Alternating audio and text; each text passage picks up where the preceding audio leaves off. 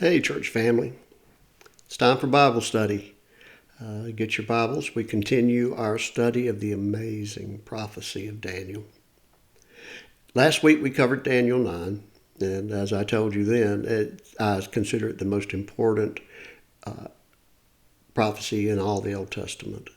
It is a prophecy given to Daniel concerning his people and the 490 years that would follow the 70-year Babylonian captivity, in which they would remain captives to sin, but they would be restored by the coming and the sacrifice of their Messiah, but that their place, their temple, would be desolated, and that the Messiah would come before that happened. And so what will follow here in chapters 10, 11, and 12 is that a very specific history of the events of that 490 years, leading, especially the time leading up to the Messiah, is going to be told in exquisite detail, so that there leaves no doubt in any reader's mind in the future that Daniel's prophecy is being fulfilled. When Jesus comes, there will be no excuse for people familiar with the writing and the prophecy of Daniel to misinterpret it or to miss that it speaks about the coming of Jesus. Now, Jesus might not have been a Messiah to their liking, but he is exactly the Messiah that is described in Daniel's prophecy to the letter and to the day. Now, it's very important that we understand that. And we don't misconstrue these chapters of Daniel to speak about an antichrist in our future, because that's not the purpose of this. The purpose of this is to give us, in the most minute of detail, the history that would lead up to the coming of God's Messiah, Jesus Christ. And so here in Daniel 10, as we move on, it says, in the 3rd year of Cyrus, king of Persia, a revelation was given to Daniel, who was called Belteshazzar, and its message was true, and it concerned a great war. Now, it does indeed concern a great war. Some translations will say true and burdensome vision, but it does in fact concern a great war. The war that will be described in chapter 11 will be epic in its enormity and in the length of the war. It will describe the war between the king of the north, the Seleucid Empire, and the king of the south, the Ptolemaic Empire. Both of these empires being two of the four that were created after the death of Alexander the Great by the Diadochi, or the generals of Alexander, who warred between themselves for over 200 years. This king of the north and this king of the south would fight over Judea. Ptolemies would control it at first, but then later the Seleucids. And in the process, it would have the most disastrous effects on both the population of the nation and certainly on the culture and the religion of its people. This will tell the story that's also told in the books of the Maccabees, especially around the events of this evil king, Antiochus IV, that we've already seen make an appearance in Daniel's prophecy in the 8th chapter.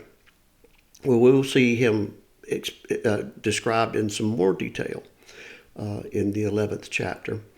And if you know the events of that time, then you will also see them in John's vision in the Apocalypse, in the book of the Revelation of Jesus Christ, that it is an extraordinarily significant set of events that begin with the 6th trumpet and the 4 angels that are bound in the river Euphrates that are unleashed on the world, and a third of mankind dies.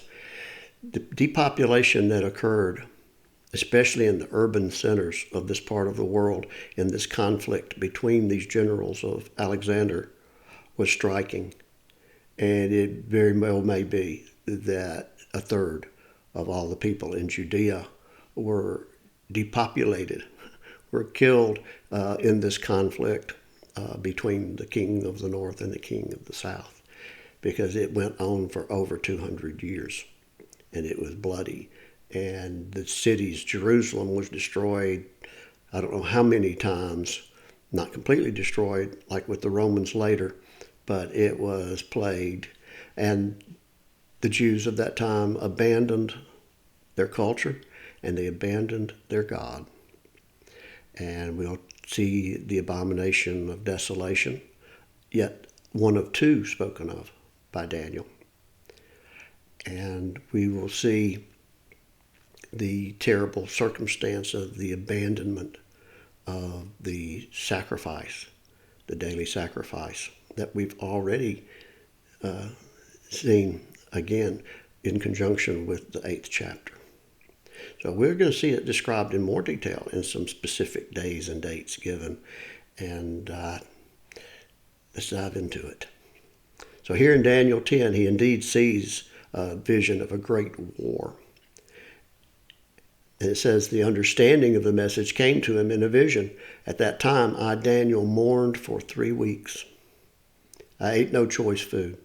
No meat or wine touched my lips, and I used no lotions at all until the 3 weeks were over. In that part of the world, to bathe was to use lotions, and that's what he's talking about here. A different lotion for every part of the body, but it was a ritualized process of bathing in that part of the world. It still remains to this day, largely. So he didn't bathe, he didn't eat, he didn't drink. This vision upset him, and he mourned for 3 weeks. And it's a terrible time.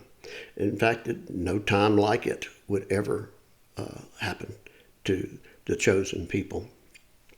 Even in their destruction in 70 AD and the events of the Bar Kokhba rebellion, this is a bad time. This is a time when the messianic light was nearly extinguished. And we'll see in here the events that in apocalyptic language are described as the story of the 2 witnesses in the Revelation. It's an amazing time. If you don't know that history, I implore you to read the books of the Maccabees.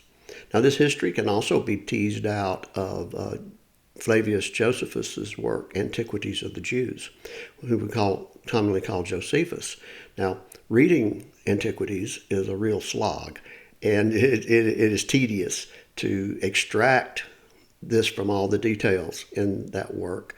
But if you're really so inclined, it is worth the effort, in my opinion, to just read this section of Antiquities. If you need to be guided, it's a very large work. It's a voluminous work. If you need any help finding the relevant parts of that work by Josephus, just let me know. I'll be happy to get you there.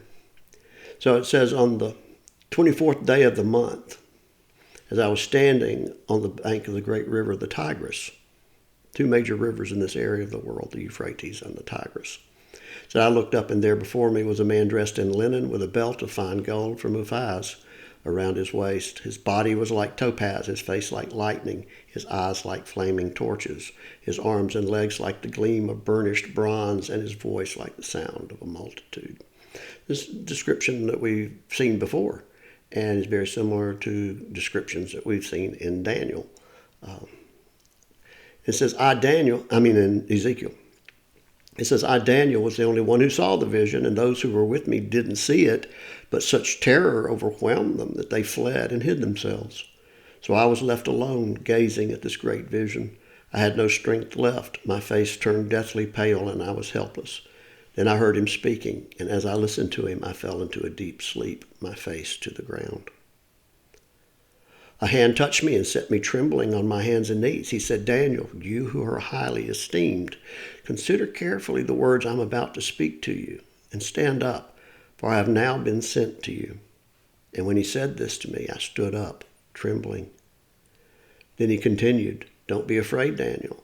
Since the first day that you set your mind to gain understanding and to humble yourself before your God, your words were heard. I've come in response to them. But the prince of the Persian kingdom resisted me 21 days. Then Michael, one of the chief princes, came to help me because I was detained there with the king of Persia. Now I've come to explain to you what will happen to your people in the future. for the vision concerns a time yet to come." And while he was saying this to me, I bowed with my face toward the ground and was speechless.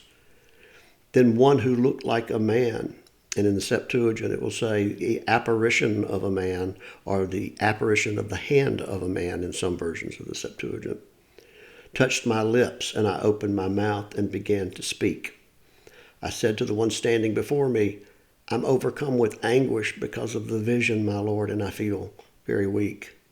In fact, it was going to be a terrible time for Daniel's people. He said, "How can I, your servant, talk with you, my Lord? My strength is gone, and I can hardly breathe."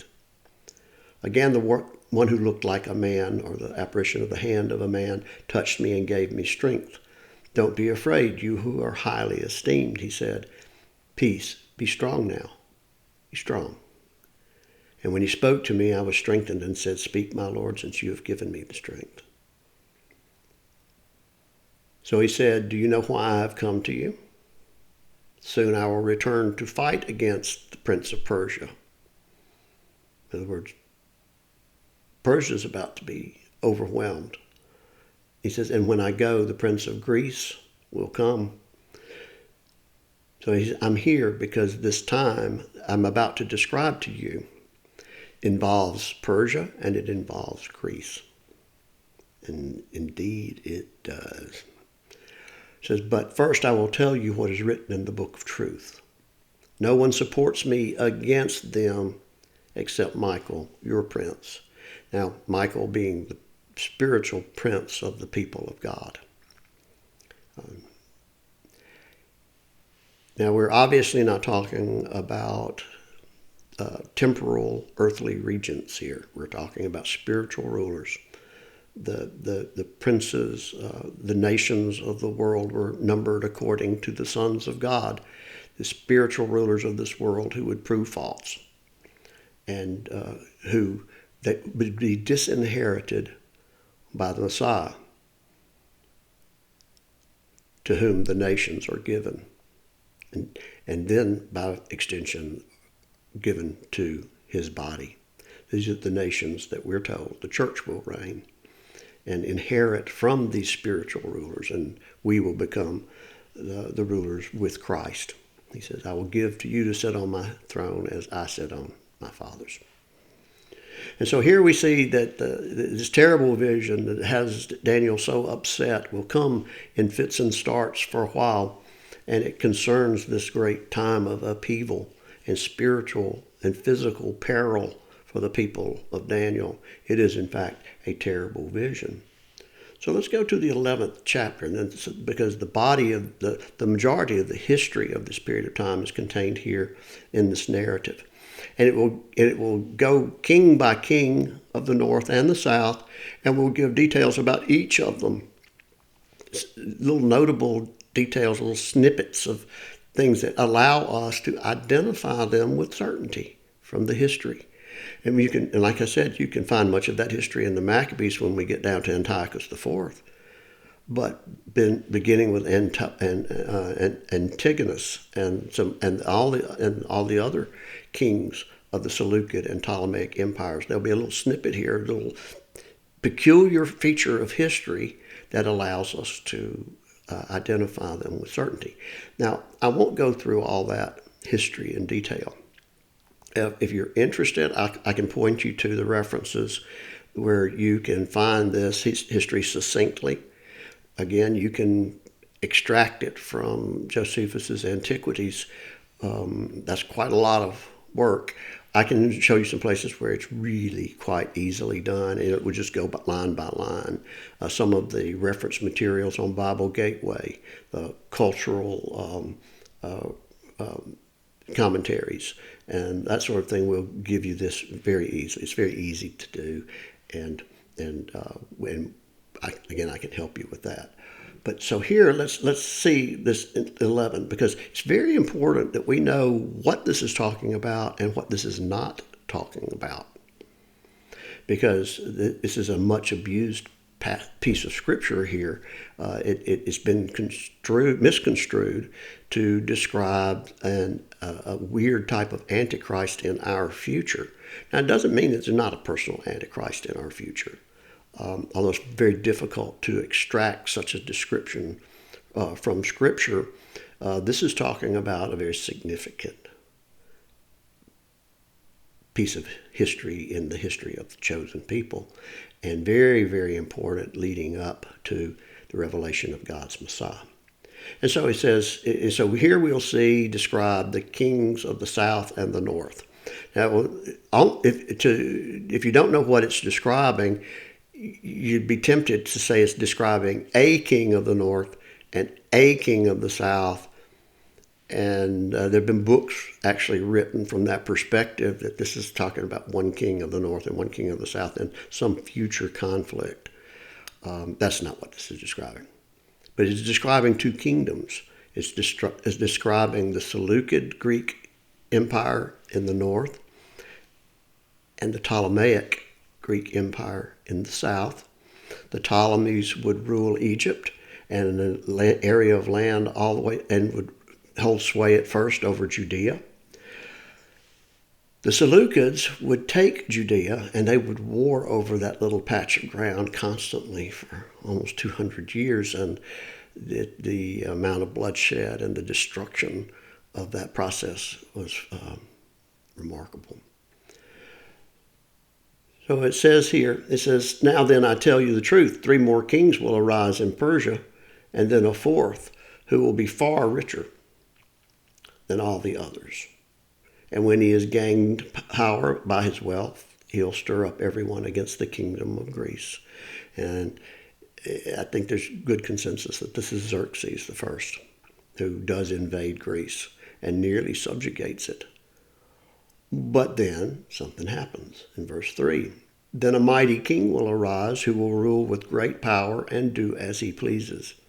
And after he has arisen, his empire will be broken up and parceled out toward the 4 winds of heaven, the 4 angels in the Euphrates River, the Diadochi. This is Alexander the Great, the goat of goats in chapter 8 of Daniel, and indeed a mighty king that would do as he pleases. So after he's arisen, his empire will be broken up and parceled out toward the 4 winds of heaven. It will not go to his descendants, nor will it have the power he exercised, because his empire will be uprooted and given to others. Indeed, Alexander left no heir. And as we've studied before, in his dying breath, when asked who would inherit his kingdom, which of his generals, he said, to the one who is worthy, which unleashed 4 very destructive angels from that river Euphrates. And its consequences on mankind was terrible, especially in the area of Judea. He says, after he's arisen, he says, it will not go to his descendants, nor will it have the power he exercised, because his empire will be uprooted and given to others. And the king of the south will become strong, but one of his commanders will become even stronger than he and will rule his own kingdom with great power. So this is Ptolemy the First, or so-called Ptolemy Soter, the king of the south, ruling over Egypt. And indeed, one of his naval commanders, Antigonus, will become the first emperor of the Seleucid Empire, the king of the north. So it says, he will become stronger than he and will rule his own kingdom with great power. After some years, they will become allies. The daughter of the king of the south will go to the king of the north to make an alliance, but she'll not retain her power, and he and his power will not last. This is a very well-known story in history that we could go over in detail. Just take my word for it for now. And this is speaking of the Seleucid ruler and his ill-fated treaty with the Ptolemaic king of the south. In those days, she will be betrayed together with her royal escort and her father. The text here can also say, and her son. And in fact, in this case, her son was actually killed along with many members of her entourage and the one who supported her. One from her family line will arise to take her place. In fact, her brother. He will attack the forces of the king of the north, and enter his fortress. He will fight against them and be victorious.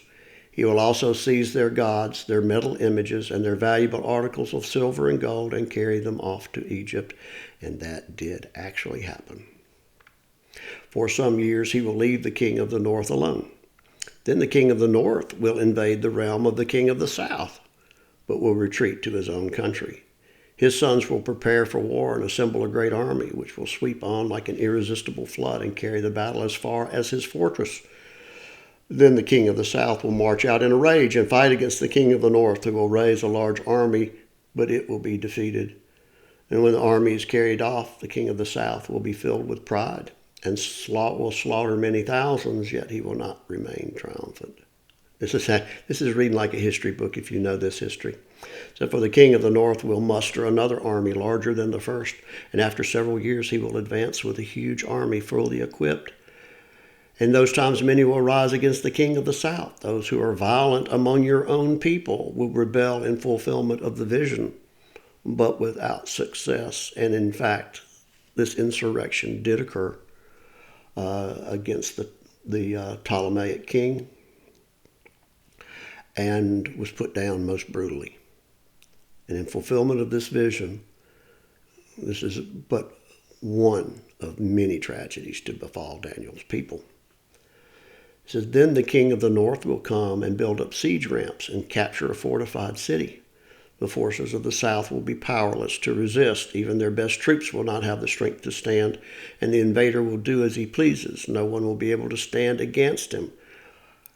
He will establish himself in the beautiful land and will have the power to destroy it. He will determine to come with the might of his entire kingdom and will make an alliance with the king of the south. This is describing historical events in the reign of Antiochus III, the father of Antiochus IV, who Daniel will describe in really extreme detail.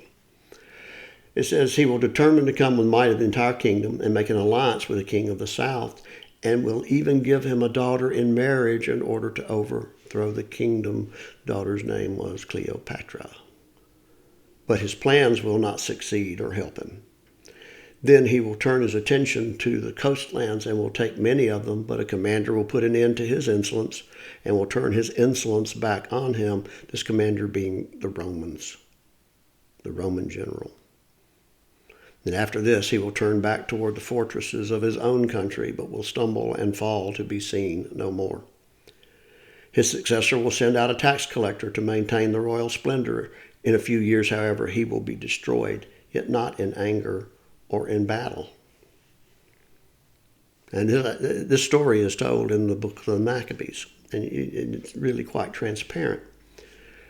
So here in 21, we begin the description of so-called Antiochus Epiphanes, or God manifest, is what he called himself. The people of that time preferred a lot of times to call him Epimanes, or madman, but he had a very high opinion of himself, and we're going to see him described here in great detail. So beginning in 21, we're going to see the description of Antiochus IV, or Epiphanes. He will be succeeded by a contemptible person who has not been given the honor of royalty. In fact, at the time, he was being held as a political prisoner in Rome, and his brother was supposed to be the successor, and he was not even being considered as a successor to his father, Antiochus III. But he ends up, when his brother dies, being tapped for the royalty. He said he will invade the kingdom when its people feel secure, and he will seize it through intrigue. And that's exactly how he came to power and his brother came to die. He said that an overwhelming army will be swept away before him. Both it and a prince of the covenant will be destroyed. And this is the terrible tale of Onias, the high priest, and his being killed by treachery. The prince of the covenant, the high priest of Israel, the Kohen Gadol, the high priest, a godly man who is succeeded and then killed by his own brothers who had taken Greek names, Jason and Menelaus, became evil high priests without any regard for the God of Abraham. So this prince of the covenant will be destroyed, and history tells us that's true. And that account is in both Josephus and the books of the Maccabees. So after coming to an agreement with them, he will act deceitfully, and with only a few people he will rise to power. When the richest provinces feel secure, he will invade them and will achieve what neither his fathers nor his forefathers did. He will distribute plunder, loot, and wealth among his followers. He will plot the overthrow of fortresses, but only for a time.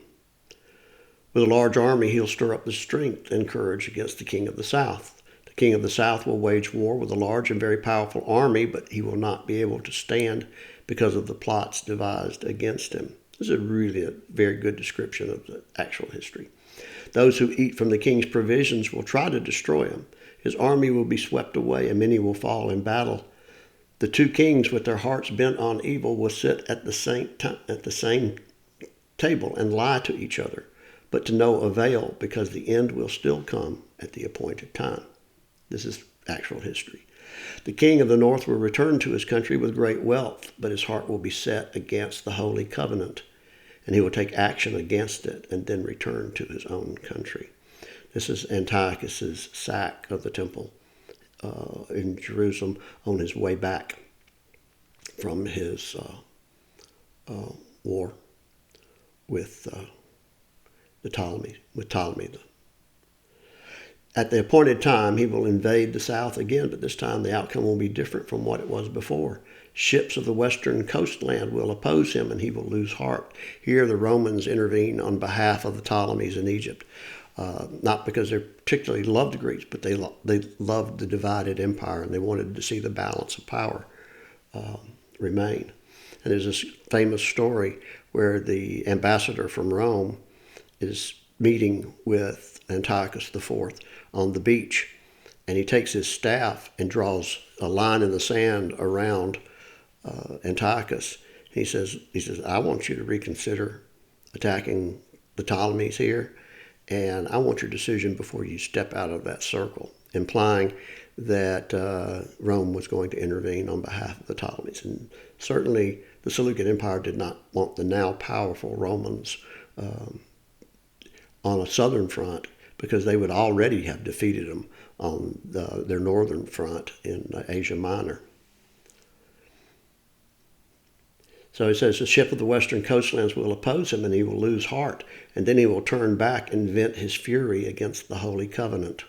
He will return and show favor to those who forsake the Holy Covenant. And this is exactly what happened. He appoints at first the evil brother of the faithful Onias, the prince of the covenant, as high priest. Then his brother Menelaus comes in and outbids him, leveraging off the riches of the temple, and becomes high priest. And then there's conflict between the two of them. And Menelaus actually asks permission to abandon the laws of the Jews and asks Antiochus for permission to build a Greek gymnasium in Jerusalem adjacent to the temple. And they forsake the daily sacrifice. Menelaus also allows the Hellenized Jews and the Greeks of the area to erect statues of their gods in the temple courtyards. Now, not yet has that profane altar, entered the temple of God, but it is at the door. This is when Jews begin to dress like Greeks. They speak Greek. They abhor all things Jewish, at least the urban Jews, the Hellenized Jews in the city. And they began to even have crude surgical procedures to reverse the cosmetic effects of their circumcisions so that they could participate at the gymnasium and be less conspicuous. Again, gymnasium means place of nakedness, so their circumcision would certainly be curious to the Greeks who considered the male body perfect and considered circumcision a terrible desecration and mutilation of the human body. And so here Antiochus is going to outlaw Judaism, and the priests are going to abandon the sacrifice for very specific periods of time, it turns out. It says,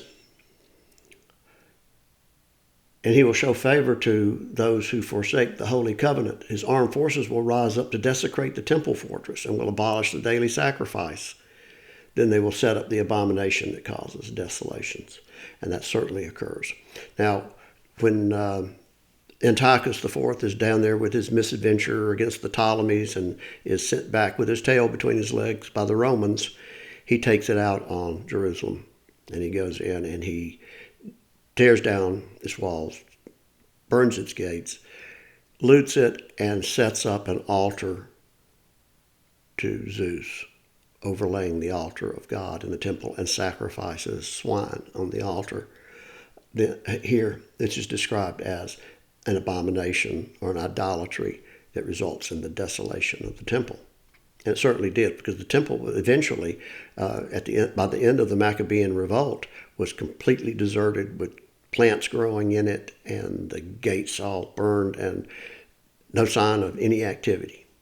It had been completely abandoned and desolated.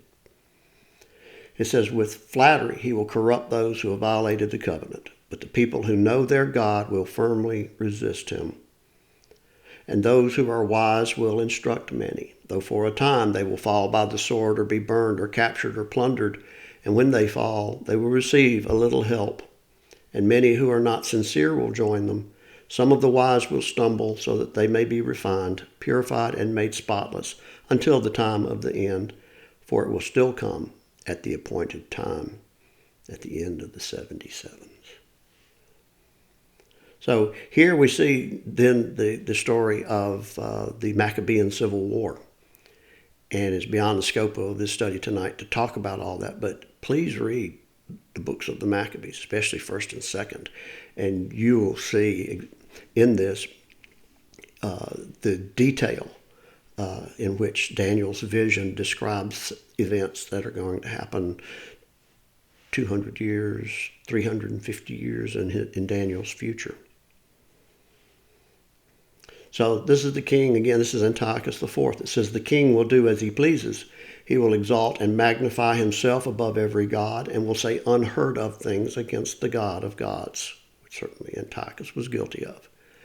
He will be successful until the time of wrath is completed, for what has been determined must take place. He will show no regard for the gods of his ancestors or for the one desired by women, nor will he regard any god, but will exalt himself above them all. Now, this is really very specific detail too, even to the religion of the Seleucids, because the Seleucids were admirers of the god Apollo, and the women of that empire really preferred the cult of Adonis, or the one desired of women, especially Aphrodite. It's Greek mythology. But anyway, this is describing very, very specifically hundreds of years in Daniel's future, what gods this guy would worship. And so the Seleucids honored Apollo, and their women favored the cult of Adonis. But Antiochus Epiphanes calls himself the very physical presence of God on earth. He preferred Zeus Olympus.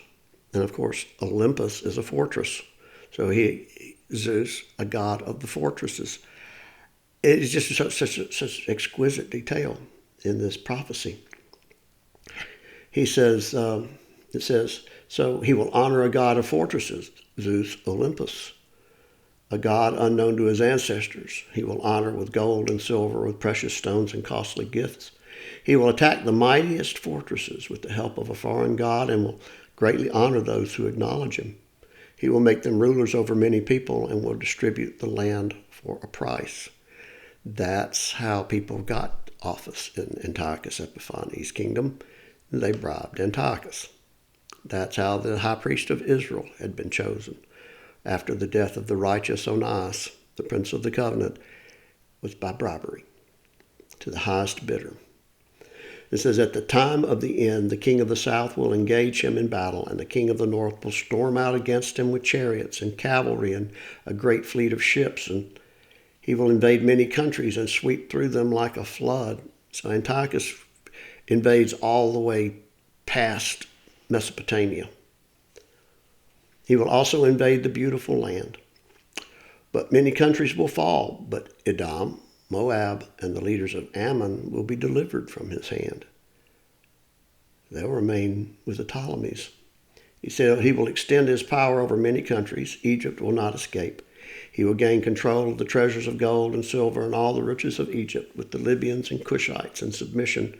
But reports from the east and the north will alarm him. And he will set out in a great rage to destroy and annihilate many. He will pitch his royal tents between the seas at the beautiful holy mountain, yet he will come to his end, and no one will help him. In the 8th chapter, it details his death as well. And it's not by violence. It's by disease and accident. And it's the most horrible death you can imagine. One that's so horrible that this wicked Antiochus IV actually writes a letter of apology to the Jews and a letter of repentance. It's an amazing story, and it's one I really wish you'd read in 1st and 2nd Maccabees. Now, so here we have the details of the history. And so it talks about that Israel would be saved out of all this. And in the 11th and in the 12th chapter here, it says, and at that time, Michael, the great prince who protects your people, will arise. There will be a time of distress such as not happened from the beginning of nations until then. But at that time, your people, everyone whose name is found written in the book, will be delivered. Multitudes who sleep in the dust of the earth will awake, some to everlasting life, others to shame and everlasting contempt. And those who are wise will shine like the brightness of the heavens, and those who lead many to righteousness like the stars forever and ever. But you, Daniel, roll up and seal the words of the scroll until the time of the end. Now, it's not the end times that are facing us. These are the end of the time allotted to your people, the 77s. And they're continuous. There's not 69 and then one sometime in our future. That is not described in the scripture.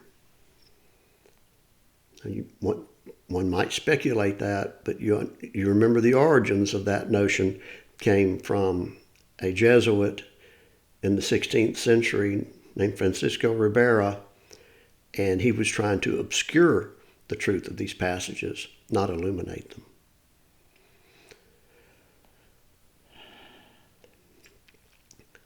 And so it says, roll up and seal the words of the scroll until the time of the end. Many will go here and there to increase knowledge.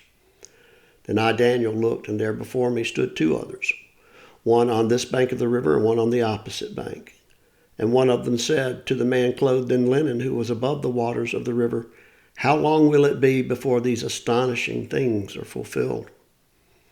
The man clothed in linen, who was above the waters of the river, lifted his right hand and his left hand toward heaven, and I heard him swear by him who lives forever, saying, it will be for a time, times, and half a time, when the power of the holy people has been finally broken, all these things will be completed. And I heard, but I didn't understand. So I asked, my Lord, what will the outcome of this be? He replied, go your way, Daniel, because the words are rolled up and sealed until the time of the end. Again, the end of the 490 years. Many will be purified. Here's the outcome. Many will be purified, made spotless and refined, but the wicked will continue to be wicked. None of the wicked will understand, but those who are wise will understand. And then he gives this cryptic 11th and 12th verse. And I don't think there's a scholar on earth that in writing has given us an interpretation of this. But when you really know the history, and you can go to the Septuagint and you can decipher some of the ambiguity of this language. It really becomes pretty evident that it's talking about a time at the end of the events of the abandonment of the sacrifices and the restoration of the temple at the end of the Maccabean Civil War. It says, from the time that the daily sacrifice is abolished and the abomination that causes desolation is set up. Now, in Septuagint, it reads a little bit different. It says, between the time that the daily sacrifice is abolished and the abomination of desolation is set up. You remember that in about 171, Menelaus asked permission to abandon the laws of the Jews, and the daily sacrifices are abandoned. And this is, and it can be pretty well established by reading the history that it's somewhere around these 3.5 years, the 1,290 days. But then he says, blessed is the one who waits for and reaches the end of the 1,335 days. And it doesn't read quite like that in the Septuagint, but that's approximately the period of time between the events of Antiochus running off the high priests out of the temple and the rededication of the temple. Now, nothing in any source I can find establishes these days to the day. And so there's always going to be some doubt as to what these things represent, and perhaps future scholarship can tell us. My best guess is what I've just described to you.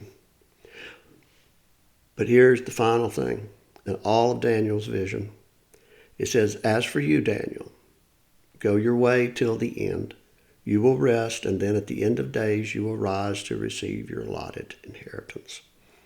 Again, it doesn't read just like that in the Septuagint. But basically, Daniel is being told, go, rest, your reward will come. Now, this amazing prophecy of Daniel, I hope I've had some semblance of skill to present this in a way that you can understand what it's talking about and how important the prophecy is. For it to be important, we don't have to make it about our futures. It's about Jesus. And it